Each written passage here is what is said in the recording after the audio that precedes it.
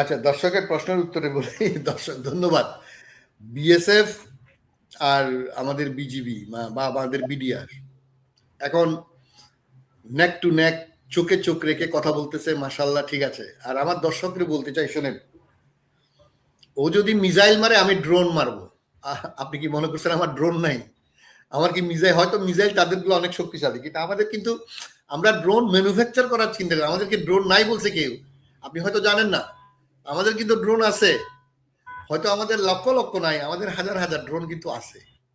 তো আমরা এখন ভবিষ্যতে তুরস্কের সাথে বা চায়নার সাথে আমরা ড্রোন নিজেরা বানানোর প্ল্যান করতেছি। ড্রোন আমাদের আছে, আর ভারতের অত সাহস হয় নাই আমাদেরকে মিসাইল মারবে বা আক্রমণ করবে। ওই যে আমাদের বিডিআর এর যে বন্ধু, বিজিবির যে বন্ধু বলছে আমাদেরকে গুলি নাই, হ্যাঁ, আমাদের গুলি হচ্ছে আমাদের শক্তি, জনগণের শক্তি। তো আপনারা যত কথাই বলেন, দর্শকদেরকে বলবো আপনারা হতাশ হবেন না, সাহস হারাবেন না। ভারত ভুল করেও কোনোদিন আমাদের এই জমিতে আসবে না, ওরা বাংলাদেশকে ভালো করে চিনে। সো আমরা তো যুদ্ধ চাই না, আমরা তো শান্তি চাই, আমাদের প্রতিবেশীর সাথে মিলেমিশে থাকতে চাই। It is not at all important.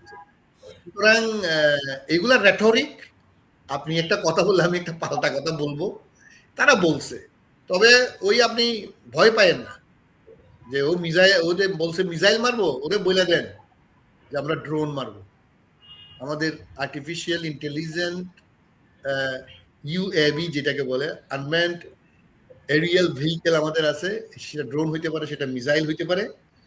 সুতরাং আমাদেরকে ভয় দেখায় না ভাই, নিজের চরকায় তেল না।